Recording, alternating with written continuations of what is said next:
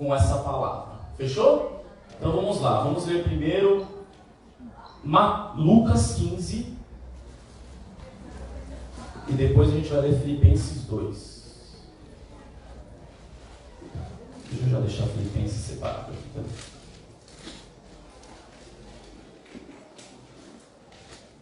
Lucas 15 primeiro. Lucas 15, vamos ler o verso 17 e 18. 17, 18 e 19.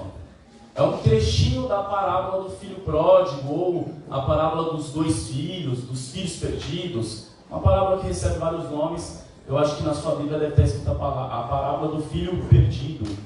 Então vamos lá. Caindo em si, ele pensou: quantos trabalhadores do meu pai têm comida de sobra, e eu estou aqui morrendo de fome. Vou voltar para a casa do meu pai e dizer: Pai, pequei contra Deus e contra o Senhor, e não mereço mais ser chamado de seu filho. Me aceite como um dos seus trabalhadores. Mais uma vez, vou ler a partir do 17. Caindo em si, ele pensou: quantos trabalhadores do meu pai têm comida de sobra, e eu estou aqui morrendo de fome. Vou voltar para a casa do meu pai e dizer: Pai, eu pequei contra Deus e contra o Senhor. Eu não mereço mais ser chamado de seu filho. Me aceite como um dos seus trabalhadores. Agora vamos para Filipenses 2, a partir do verso 5.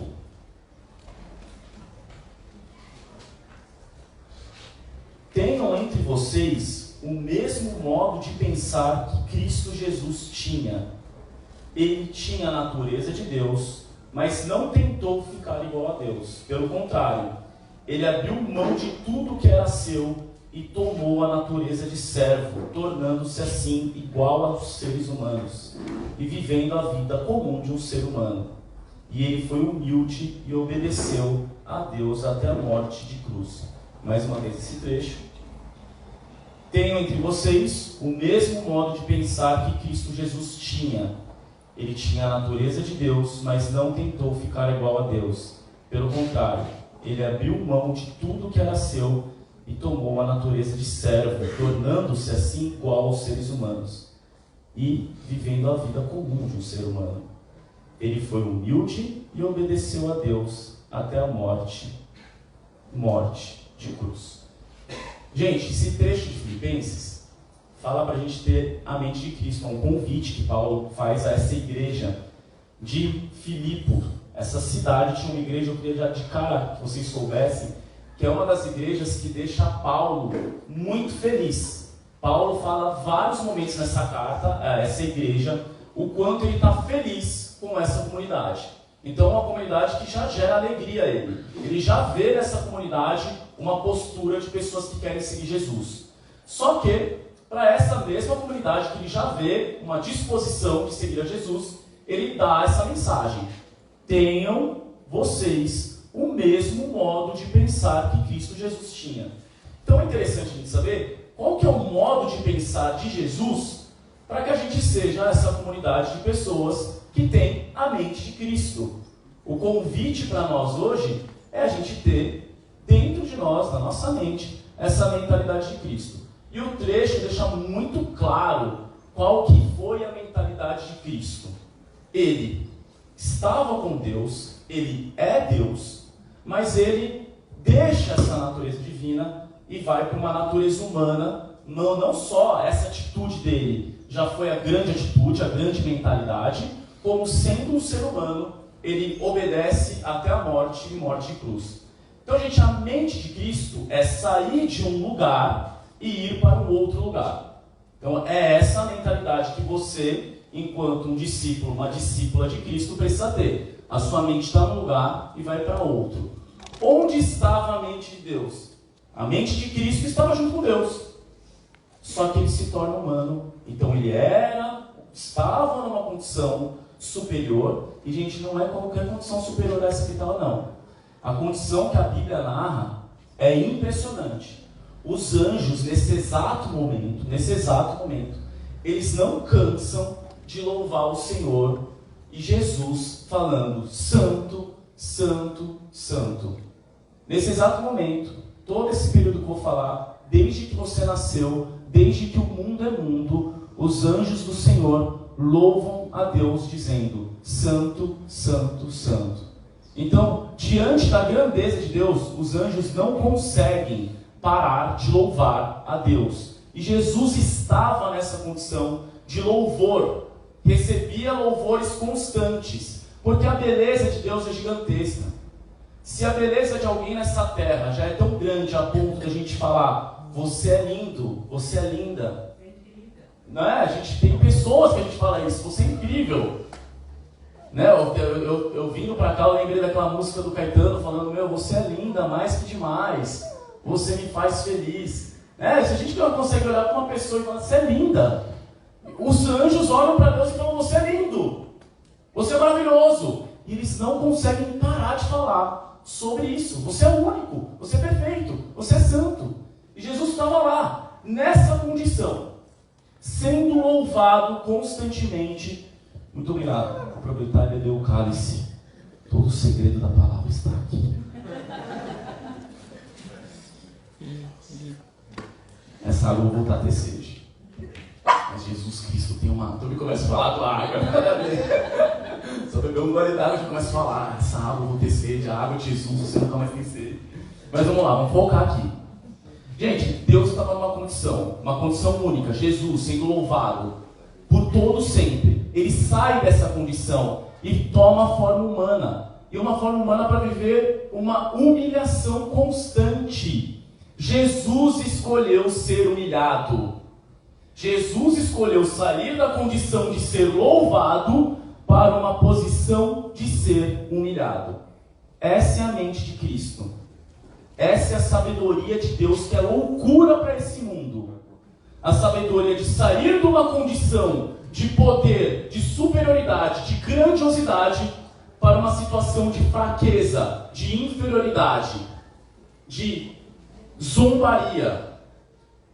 Jesus foi humilhado, cuspiram na cara dele, zombaram, colocaram uma coroa, zombando dele. Esse não é o rei dos judeus, então toma essa coroa. Jesus saiu da condição de estar diante de toda a criação dele e receber o louvor para vir para a terra, ser um ser humano. E nessa condição de ser humano, ele viveu de forma humilhante, ultrajante, que é a morte de cruz. Querido, essa é a mente de Cristo. Essa é a mente de Jesus. Sair dessa posição de superioridade e ir para a posição de inferioridade. E esse é o nosso convite. É um convite para uma mentalidade de humildade. Você quer ter a mente de Cristo? Então tenha uma mente de uma pessoa humilde. O texto é muito claro aqui, ó. Ele fala um pouquinho antes, e ele fala isso até diante daquela comunidade, num trecho que a gente não leu ainda, mas ele fala assim, ó, no versículo 3, no mesmo Filipenses 2: não façam nada por interesse pessoal ou por desejos tolos de receber elogios, mas sejam humildes e considerem os outros superiores a vocês mesmos. Que ninguém procure somente os seus próprios interesses, mas também o dos outros. E aí depois ele fala isso, da gente ter a mente de Cristo.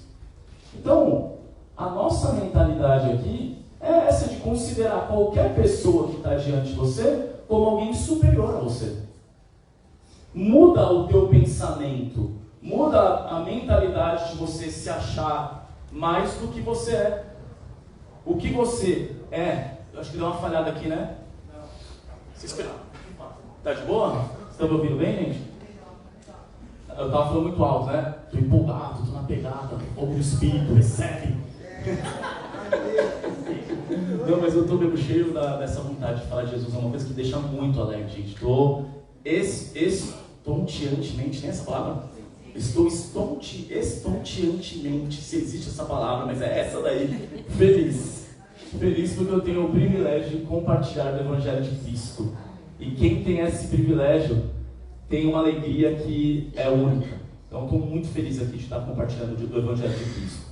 E desse convite para a gente ter essa nova mentalidade. Uma mentalidade de humildade. Gente, é interessante a gente saber que esse é o convite, sermos humildes. Mas qual que é a nossa condição? Qual que é se a gente está sendo convidado para ter uma mente de Cristo, a gente não tem a mente de Cristo. Se Cristo tem a mente da humildade, qual é a mente que a gente tem em nós? Que a gente tem que sair dessa mente. A mente da soberba, a mente do orgulho. É essa mentalidade que a gente tem.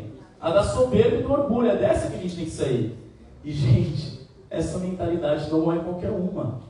O orgulho é o considerado o primeiro pecado, o pecado de Lúcifer.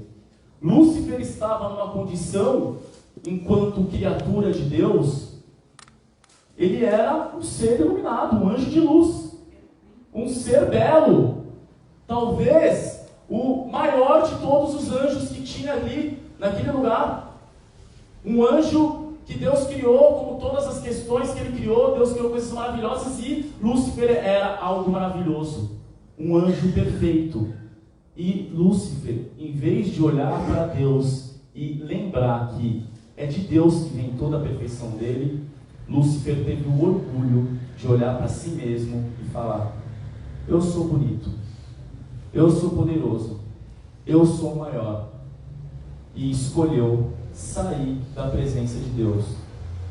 Ele quis tomar o lugar de Deus, mas não há lugar que ocupe o lugar de Deus se não for pela humildade.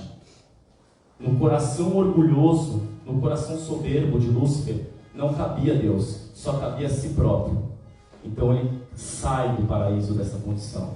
Esse é o primeiro pecado, o pecado do diabo, que aí Lúcifer deixa de ser esse anjo de luz e passa a ser o diabo, o Satanás, o inimigo.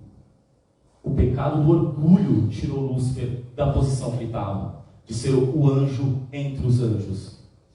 Então é esse mesmo pecado que nos arrasta para a nossa condição. A mesma coisa que aconteceu com Lúcifer acontece conosco. Toda vez que a gente puxa para si essa situação de eu sou o mais importante. Se o diabo ele se acha demais por ser um anjo belo, lindo e poderoso, eu fico perguntando por que nós nos achamos demais. Tem muitas questões que faz você se achar demais na tua vida. Tem muitas questões pessoais e individuais que faz você se achar demais. Às vezes foi uma conquista que eu lembro do meu pai falando. Meu pai saiu do interior do Piauí, do litoral do Piauí, e foi para São Paulo, fez direito na USP e se transformou num grande advogado. E eu lembro ele enchendo a boca para dizer: eu venci na vida. Qual que é a grande vitória do meu pai? E de fato não dá para negar, gente, o cara que estava no interior do Piauí, vim para São Paulo, prestar direito na USP, ser um advogado de banco por não sei quantos anos e depois um advogado com escritório com vários clientes, o cara venceu na vida mesmo. Então meu pai teve muitos motivos para olhar para si e falar: eu venci na vida, eu sou grande, eu sou grande. Às vezes você é uma pessoa muito inteligente mesmo, e eu fico vendo o quanto a escola estimula a vaidade, né? Ou a nossa educação para os nossos filhos, o quanto estimula esse coração soberbo. Parabéns, você conseguiu! E a gente estimula uma vida de vaidade, de orgulho, de soberba. E quantas coisas você conquistou que faz você olhar para si e se sentir muito bom, se sentir uma pessoa muito boa no que você faz. Pode ser uma beleza, você tem uma beleza natural que faz todos ao seu redor pararem e olharem para você, e isso te envaidece, te faz ficar cheia de si. Eu não sei o que é que faz você olhar para si e se transformar numa pessoa cheia de si, mas com certeza tem algo muito bom em você. Com certeza tem algo muito bom em você, eu não tenho dúvida que esse algo pode encher o teu coração de soberba. Mas lembre, qualquer coisa que é boa, tudo que é bom vem do alto. Tudo. A inteligência vem de Deus, a beleza vem de Deus, a força para conseguir qualquer riqueza vem de Deus. Muito legal tudo que você conquistou, parabéns. Muito bom ser o provedor da casa, parabéns. Mas isso não te torna maior que ninguém na tua casa. Para de colocar-se numa posição de soberba. Essa posição de orgulho te tira da presença de Deus. Tá fazendo você ficar cheio de si, mas muito distante de Deus. Porque Deus, Jesus, sendo Deus, não escolheu ficar na condição de Deus, se humilhou se tornando homem.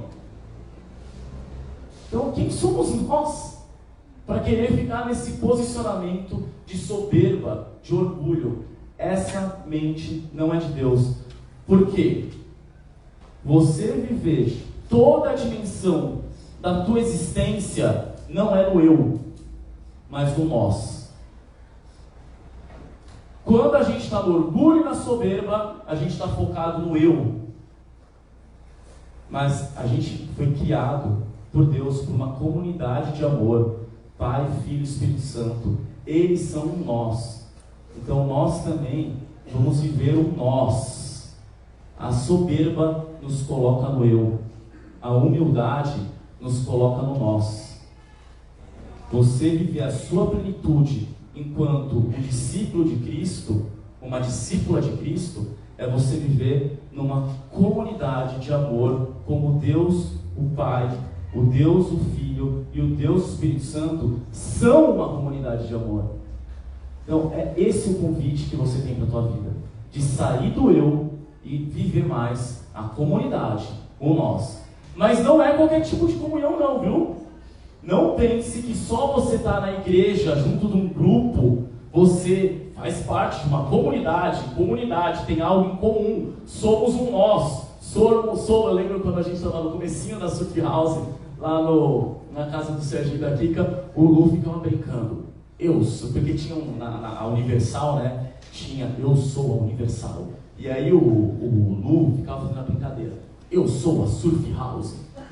Era muito bonitinho, o Lu falando. Eu tinha uns 5 anos, o Lu tá com uns 13, 14 anos.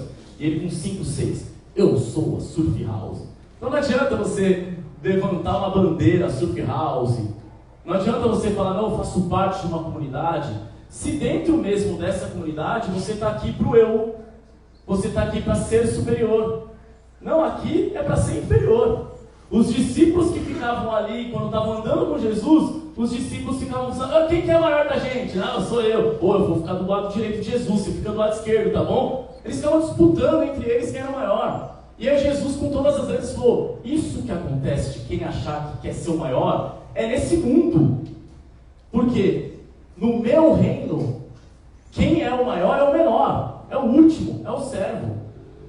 Gente, quando que a gente vai viver a realidade verdadeira de que a gente não é desse mundo? A gente não é desse mundo. O reino de Deus, ele falou com todas as letras, não é desse mundo. Jesus foi levado para ser tentado pelo diabo. Foi levado a uma montanha. O que o diabo mostrou para Jesus? Mostrou alguns reinos na terra e falou, se você quiser pode ser tudo teu. É só me adorar. Me adora que todos esses reinos são teus. Jesus não adora Satanás porque ele não quer esse reino desse mundo. Esse reino desse mundo, gente, nesse mundo jaz o maligno.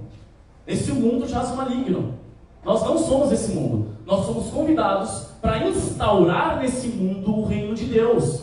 A gente precisa orar por isso. Jesus ensina a gente a orar por isso diariamente. Deus, que seja feita a tua vontade, como ela é no céu, seja feita na terra, porque na terra não tem vontade de Deus. Os agrupamentos humanos não se unem para a vontade de Deus. Se unem para a vontade dos homens. Homens vaidosos, soberbos. Homens cheios de raiva, de ódio, violência, de egoísmo. É esse o mundo da terra. As comunidades da terra se unem para isso. E a nossa igreja, a comunidade Surf House, pode sim se tornar uma comunidade do diabo. Tenho certeza disso. É só a gente ficar falando do nome de Deus à vontade. A gente pode falar o nome de Jesus à vontade. Mas se o nosso coração não está com Deus, isso daqui é do diabo. Como que faz para isso ser de Deus? Mente humilde, coração humilde, considera os outros superiores. Considera os outros superiores. O povo de Deus, quando Jesus andou pela terra, poucos seguiram. Alguns seguiram, mas poucos. a igreja de Jesus acabou não tendo que ser o templo, mas sendo a rua. Eu peguei uma passagem que eu acabei separando aqui, mas Mateus, agora eu não vou esquecer, qualquer coisa alguém acha para mim aí. Jesus fala, as prostitutas e os publicanos estão entrando no reino de Deus primeiro. As prostitutas e os publicanos. Gente, a gente pode se tornar uma comunidade que canta o nome de Jesus, proclama o nome de Deus, mas a gente não está no reino de Deus. Porque só está no reino de Deus quem tem a mente da humildade. Aqueles publicanos, aquelas prostitutas, estavam entrando no reino da humildade, aceitando que queriam seguir Jesus, seguir a Deus. Era isso que eles estavam a fim de viver com Deus. A comunidade religiosa ali estava vivendo para si mesmo. Pode falar? Mateus 21, 31, como que fala ali? Fala para a gente, é bem alto. Jesus lhes diz. Ah, peraí que eu vou ter que abrir. Já está aqui, mano. Que é muito rápido. Qual dele? Ai, muito boa essa palavra, meu Deus do céu. Esse contexto aqui é lindo, gente. Onde Jesus fala que no reino de Deus tem dois filhos. Um que fala, eu vou, e não vai. E o outro fala, eu não vou, mas vai. E aí ele fala, qual deles fez a vontade do Pai? Eles responderam, o filho mais velho. E aí Jesus, que é o que falou que não ia, mas foi. E aí ele fala, eu afirmo a vocês que isso é verdade. Os cobradores de impostos e as prostitutas estão entrando no reino de Deus antes que vocês. Gente, a gente pode se surpreender quando chegar lá no céu e ver um monte de gente no reino de Deus. Você vai falar, caramba, é você que está aqui. A gente vai se surpreender. E é impressionante quando Jesus fala com todas as letras, eu não te conheço. Não, mas Jesus, eu ensinava lá, eu falava do Senhor, caramba. Eu estava lá falando sobre ti, ensinando sobre ti. Não, eu não te conheço. Que Deus tenha misericórdia de nós e que a gente possa ser essa comunidade de coração humilde, para que eu possa estar aqui não falando de Deus à vontade e não ser um desses que está aqui só por soberba, só por vaidade, mas eu esteja aqui com o coração humilde e que nós vivamos a nossa vida com o coração humilde, porque a gente não quer ser essa comunidade que vive um nós, mas um nós não para a vontade de Deus. Gente, voltando aqui para o filho pródigo, é muito interessante lá. Vamos voltar ali para o Lucas 15, para o verso 17. Caindo em si, ele pensou, quantos trabalhadores de meu pai têm comida de sobra? Eu estou aqui morrendo de fome. Eu vou voltar para a casa do meu pai e vou dizer para ele, pai, eu pequei contra Deus e contra o Senhor, eu não mereço mais ser chamado de seu filho, me aceite como um dos seus trabalhadores. Olha que interessante a fala que tem aí, logo no início do versículo 17, caindo em si. Ele percebeu, ele caiu em si que ele estava vacilando, ele desejou a morte do pai dele, ele falou, pai, me dá minha parte da herança. Ele matou o pai dele. Pai, eu quero o que é meu, só dinheiro, você eu não quero. E ele pegou todo aquele dinheiro, gastou todo aquele dinheiro, ele estava quase comendo, ele estava desejando comer comida dos porcos que não estavam entregando. O pecado levou ele para onde ele chegaria, onde o pecado nos leva, onde a soberba nos leva. A soberba nos leva para essa condição de comer comida de porcos. E ele tem a sacada, ele cai em si. É a hora da gente ter essa caída, vamos ter essa mentalidade, vamos acordar. E quando ele acorda, olha o que ele fala, pai, eu pequei contra Deus e contra o Senhor, eu não mereço mais ser chamado de seu filho, me aceite como um dos seus trabalhadores. Amém. E até a criação clama pela palavra. Gente, olha que interessante, o filho, na humildade, fala, pai, eu não sou mais seu filho, só quero ser seu trabalhador. Tá vendo um coração humilde aqui? Eu não sou digno. Jesus, quando fala de duas orações, ele compara a oração do publicano e a oração do fariseu. O fariseu fala, oh Deus, obrigado porque eu não sou pecador como esses bandos de pecador, obrigado porque eu sou santo, obrigado porque eu dou dízimo, eu sou maravilhoso. E o publicano, ele não tem nem coragem de olhar para cima, é cabeça baixa, bate no peito e fala, Deus, por favor, ser propício a mim. Por favor, Deus, tenha misericórdia de mim. É esse coração humilde que a gente tem que ter diante de Deus, de humildade, de chegar a Deus e falar: Deus, eu não mereço seu amor. Gente, se fosse nós, na condição desse pai, essa parábola é muito maravilhosa para mostrar a misericórdia de Deus. Gente, alguém pede para você a tua parte da herança, ou seja, a pessoa te mata, e vai embora com toda a parte dela da herança, mas gasta todo o dinheiro, perde toda a grana e volta. O que você vai fazer com essa pessoa? A pessoa que te matou, que falou: ó, não quero você, eu quero só teu dinheiro. Gastou todo o dinheiro e volta. Gente, a gente ia falar um mínimo de um avisei. Generoso esse não avisei. Muito generoso. Um bem feito. Fora alguns palavrões que a gente falaria para essa pessoa que está querendo voltar, né? Impressionante, a gente maltrataria essa pessoa.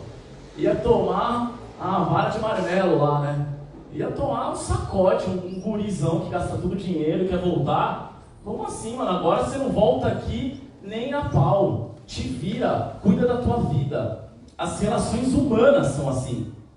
As relações humanas não têm misericórdia. A relação de Deus conosco é uma relação de generosidade, de misericórdia, de acolhimento. Ele faz festa para esse guri que gasta todo o dinheiro. Festa com boi gordo. É a festa que tem no céu para todo pecador arrependido. É a festa que vai ter hoje. Eu espero que Deus faça a gente ouvir o som dessa festa. Quando a gente falar para Deus em oração: Deus, eu quero sair do meu orgulho. Eu quero sair da minha soberba. Eu não aguento mais. Eu quero viver a vida na humildade.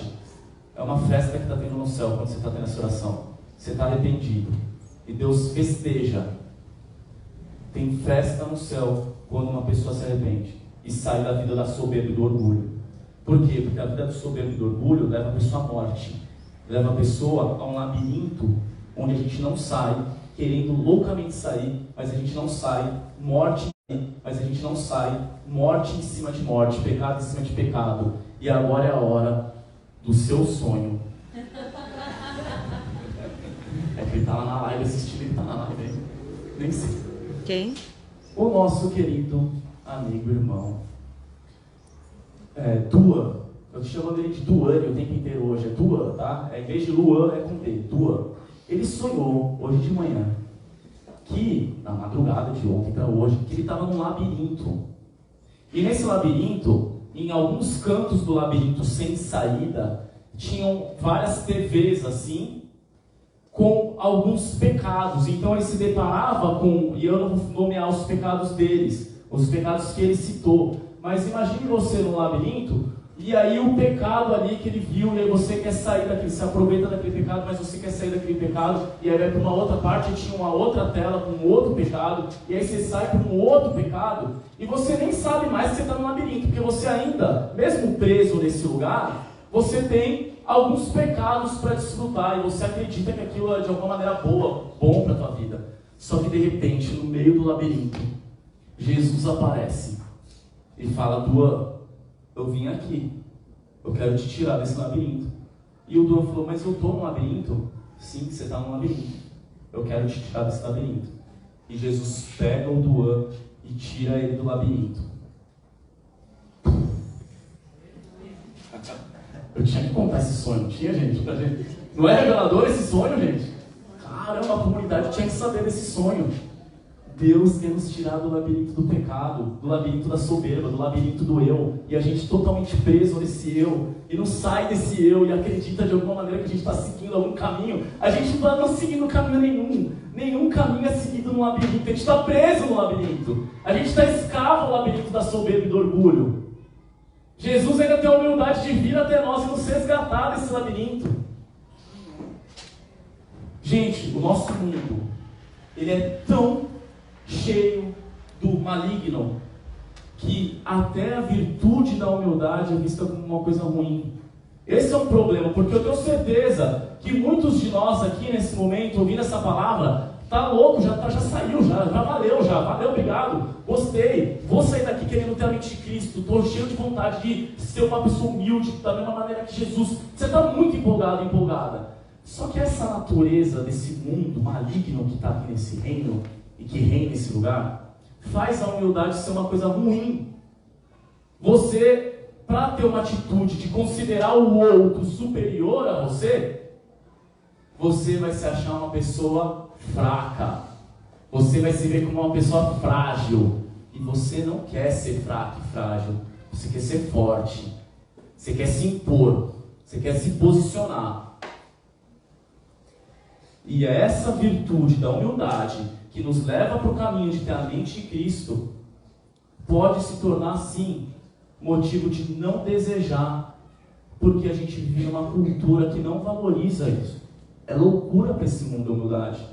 É loucura os nossos meios, a hora que você ficar falando para a pessoa, né? Porque a atitude humilde é para todos os nossos relacionamentos, para tua família, para o teu namoro, para tua casa, para a relação com o teu filho, é aquela relação, você é superior, né? Pô, o que você quer? Fala aí. Tem um restaurante lá em São Paulo que chama Você que Sabe. Muito bom o nome desse restaurante, né? Você que sabe, né? Onde a gente vai hoje? Você que sabe. Então tá bom. Né? O que é melhor para você? Nossos relacionamentos, se o outro é superior a mim, tem que ser o que é melhor para você? Você que sabe. Aí você fala o que você sabe. Não, eu acho que tem que ser assim. Ai, não. A gente tenta, né? Não é você que sabe. Você não entregou para mim. Você falou que eu posso escolher. Mas a pessoa não deixa você escolher.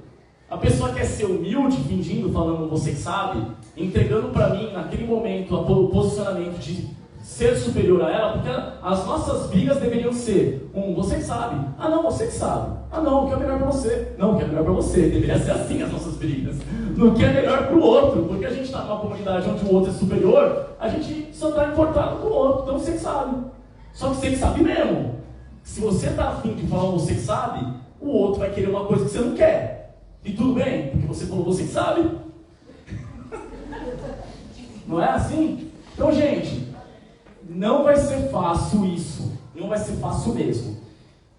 Eu vou finalizar com um conto, uma história, na verdade, de um livro do Dostoiévski. Não é nem um conto, é uma história. Um livro de 600 páginas de um autor russo chamado Dostoiévski, que é um autor cristão. Alguns com certeza já devem ter ouvido falar desse cara. Ele escreveu alguns livros, mais conhecidos dele é Crime e Castigo e os Irmãos Karamazov, ou Karamazov, sei lá como fala o sobrenome, não sei falar russo. Mas tem um livro dele, ele é cristão, tá, gente, Dostoiévski, e cada leitura que entra na humanidade, assim, os personagens dele parece que entram na intimidade humana, assim, é impressionante ver um autor que consegue descrever o que a gente não vê no exterior, né? E os personagens mostram muito o psicológico de cada um, os conflitos, as angústias, os medos, as alegrias, os desejos proibidos. Então os personagens do Dostoiévski escancaram a natureza humana.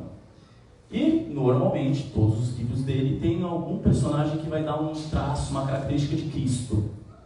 Tem um que, naquele livro, é muito generoso, é muito gentil. Ele até, as pessoas colocam ele como uma pessoa ingênua, porque ele sempre está afim de fazer o que o outro quer. Sabe aquela pessoa generosa? Não, o que você sabe? O que é melhor para você, para mim tá bom. Pessoa que se coloca numa posição de humildade mesmo. E sabe qual que é o nome desse livro que nomeia esse personagem aí? O Idiota. Porque, gente, às vezes vai parecer que você é um idiota de você falar que você sabe, de você não se impor, de você colocar o outro como superior. A gente não quer sair do nosso posicionamento. A gente não quer se inferiorizar. A gente não quer ser... Jesus foi. Jesus era Deus, foi homem, ele pode. A gente não quer ser seguidor de Jesus. Não é natural para nós isso, vai precisar do Espírito Santo. Mas o que eu digo é que o nosso desejo é de que a gente não quer ser idiota, mano. A gente não quer. Mas falam que esse personagem dele é uma mistura de Jesus Cristo com Don Quixote, desse livro O Idiota, do Dostoiévski. É um personagem que está afim de ser gentil, de ser generoso, de considerar os outros superior. Tem uma questão que é interessante aí para finalizar mesmo. Olha o que acontece com os idiotas. Olha o que acontece com as pessoas que são colocadas de maneira... Elas se posicionam por baixo. No mesmo texto de Filipenses 2, Eu li para vocês até o 8, né? Ele foi humilde e obedeceu até a morte de cruz. A mente de Cristo é essa, de se humilhar, de ser Deus e não quis ser Deus. Se humilhou, foi servo até a morte de cruz. E olha o que aconteceu com esse idiota aí que fez isso. Porque provavelmente foi isso que o diabo deve ter pensado na cruz, né? Meu, que idiota. Está morrendo por essa humanidade que não está nem aí para ele. Que imbecil. Que louco. Olha o que acontece com esse nome. Versículo 9.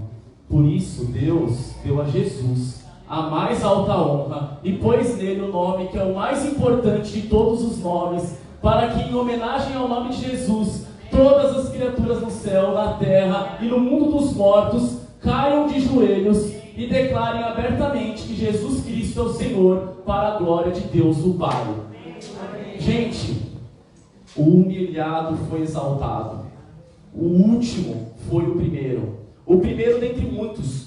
Porque todos aqueles que se humilharem, todos aqueles que se colocarem por último, serão os primeiros. O convite é esse. A glória é de Deus. Nós desejamos a glória de Deus, não a glória humana. Então se humilhe, se sujeite mesmo. Foi isso que Cristo fez, nós somos discípulos de Cristo.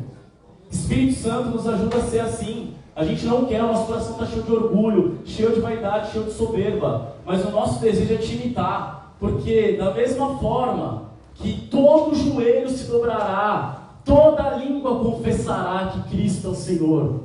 Toda língua vai confessar isso. Nós também, os últimos, serão os primeiros. Os humilhados serão exaltados. Vou fazer uma oração.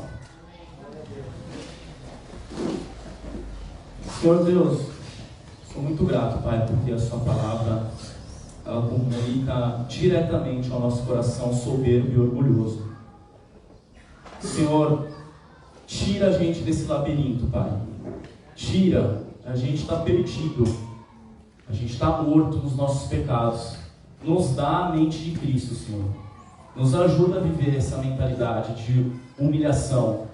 O Senhor sendo Deus, Jesus, o Senhor não escolheu, mas escolheu ficar numa nova condição de ser humano, e não é qualquer ser humano, um ser humano que viveu obediência até a morte de cruz. Então nos ajuda, Senhor, nos nossos relacionamentos, na nossa vida cotidiana, a gente viver essa humildade, Pai. Nos ajuda, nos enche o Teu Espírito Santo para a gente ter essa nova mentalidade. E que assim, Senhor, a gente possa experimentar a Sua vontade, que é maravilhosa, que ela é boa, ela é agradável. É essa vida de quem se humilha, de quem serve, de quem se coloca por último. Então nos ajuda, Senhor, a viver nessa comunidade, a fazer parte dessa comunhão, e isso nos dá uma vida que Te agrade.